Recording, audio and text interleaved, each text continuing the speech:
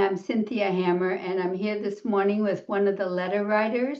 I'm going to let her introduce herself. Pippa, could please tell us why you decided to join this project with us? Hi everybody, I'm Pippa Simou. I'm from the UK and I'm a chartered coaching psychologist. I saw this project from Cynthia's outreach on social media. I felt very strongly that I wanted to be part of it because I work with some young people with ADHD, and I often feel that I want to be the voice I wish I had heard. Writing the letter gave me a voice to myself. It gave me that opportunity to talk to myself.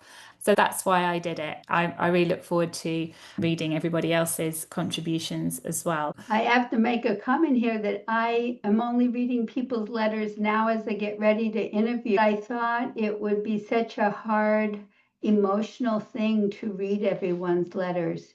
But it's been good that I read them. What was it like it for you to sit down and actually start to write this letter? How did you go about doing that? You gave me a deadline, which was helpful. And Having a when? deadline is always good. I'm not going to lie, I thought about it and thought about it and then just about got it in on time. I haven't lost contact with how I felt when I was younger. I might have forgotten the details of what happened, but I know how I felt and I know how isolated and different and othered I felt internally. I haven't forgotten that. So it was easy to connect with that. And then to think about what I wish younger Pippa had heard. One of the things that I notice about the women I work with is that we have all felt different forever. We might not have known it was ADHD, but we've all felt different. We've all felt on the outside looking in, confused and over overthinking it. Once I got going, it was quite straightforward to do. I was pleased to have done it. When I read your letter over, I was really struck by a couple of things that you wrote. One was stop trying so hard to be someone you're not. Hmm. I really wish someone had said that to me Ah, way wow. back when. So that's kind of the masking issue. Yeah, definitely. I spent a lot of time trying to appear like everybody else. That takes a lot of energy of observation and then Oh, yeah. mimicking something you don't really get, but you're just going to do.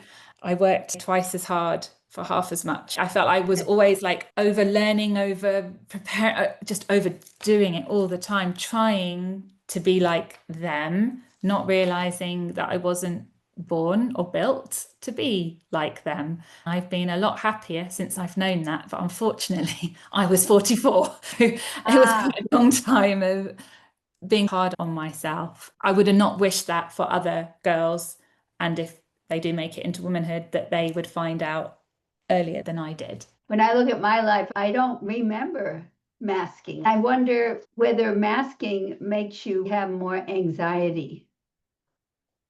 I didn't know consciously that's what I was doing. I was so afraid of getting it wrong that I was trying to do everything I could to anticipate what may occur that I would then not go wrong. It meant that I was living in a very heightened state.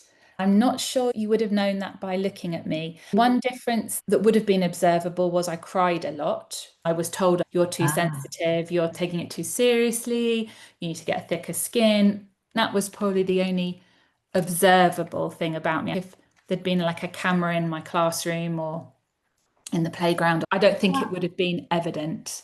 do you know about how old you were when you kept crying? What we're trying to do with Find the ADHD Girls is believe if we find them by 8, they're not that adept at masking. The older you are, the more adept you get because you're practicing more and more. It becomes like a default. It's like your factory settings. You don't realize what you're doing. I really applaud your work in trying to identify girls before they're 8. In so many ways, that's going to be beneficial for them and for the people caring for them. Oh, yes. 100%. I still cry a lot now, to be frank. I still cry more than my peers. I still get overwhelmed easily. An example is I'm trying to learn some Greek dancing. It's not that hard, apparently. Except for me, it is astonishingly difficult. I'm not giving up. I'm going to keep going. But I've been to 2 lessons and I've cried twice. I'm pretty sure no one else cries at Greek dancing, but there we are. Did writing the letter help you to see something different about your ADHD? Did you get any insights from writing the letter? I suppose it gave me an opportunity to sit with it, which was nice because people with ADHD are rarely sitting with anything. We're busy doing, right? It was good to sit with her, my younger self. I felt very compassionate to her. Hmm. I was thinking when I was her, I was probably frustrated and cross and overwhelmed and anxious, like, come on, why can't you do this? But being really hard on myself. It was nice to see her with a compassionate lens. I often tell the young people I work with, it will never be try harder because no one tries harder than we do. We have to try differently. We have to try in line with the brain that we've got. When I think how hard I tried, it's like, Ah, wow, I didn't do great. I did good enough, is what I did. But it cost me. It cost me my energy. when adults were first getting diagnosed, the psychologist said the most important thing for a child with ADHD to hang on to is resilience. Mm. That is what you're describing, how you kept trying and trying and trying, and you didn't give up. The amazing part, we tried and didn't give up. If I did well at something, I would tell myself, well, obviously that was an easy test, or obviously they weren't really concentrating when they might. And then when I did badly, of course, I'd be like, oh, you're so stupid, and really come down heavy on myself. When I look back from where I am today, I did manage to get through school with enough qualifications to get to university. I do have a degree from the University of Wales. I did that with ADHD, and turns out I'm dyslexic as well. I did it not knowing. I've recently returned to education. In the last few years, I did my master's in psychology. At the very beginning of the course, they were talking about the different levels. And I turned to the woman next to me and I was like, I just want to pass. I just want to pass. In the event, I actually got the best mark that you could get because I continue to work hard my whole life. Also, now I know I'm a learner with ADHD and dyslexia. I know what I need in order for me to learn. I've learned those things and I was given support.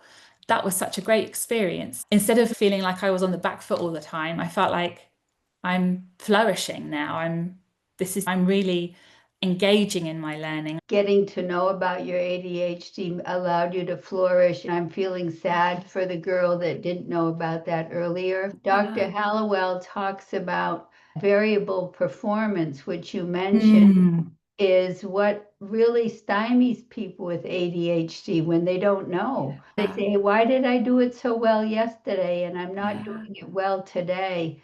And It's so so it's undermining. even more for girls and women when their menstrual cycle kicks in. Then, on top of just general situational variability, you've got the estrogen drops every month. And that's another layer of maximizing your ADHD experience.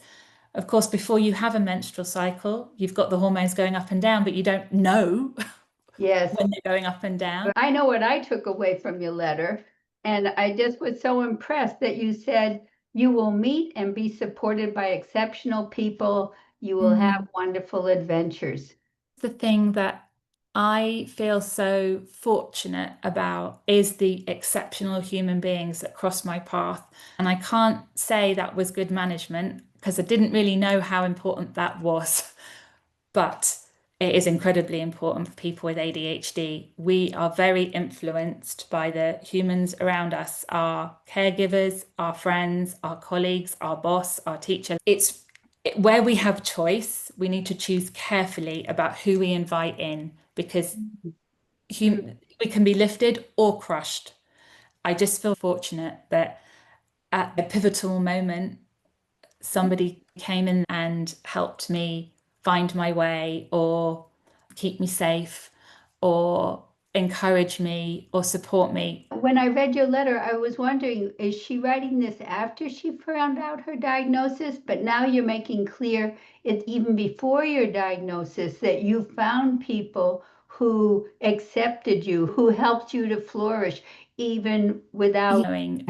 I'm still married to the man I married 27 years ago. He's not perfect, but We do really balance each other out. We somehow fit in a way. I also did have some exceptional teachers, saw me, I felt more cared for, and that's what I suppose kept me going, kept me trying. At university, I had a great supervisor when I was doing my dissertation. He suggested the career path that I ended up going into, which was teaching. When I interviewed some people, they would hang on to a hurtful comment that they might have heard in high school. It's that sensitivity thing, but For sure. we respond either really well when we get built Yeah. up or Yeah. get pushed down. Exactly. We are so responsive emotionally. We feel it deeply. When I train teachers, actually, I always say to them, if I had you for 30 seconds, I would say it's about a positive relationship.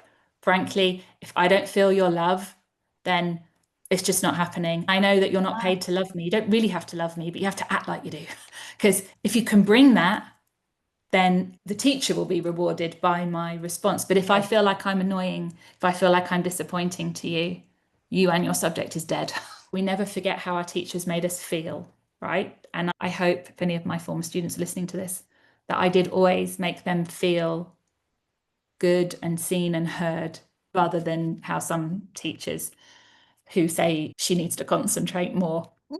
We have rejection sensitivity dysphoria, but there's also the opposite. There's recognition responsive euphoria.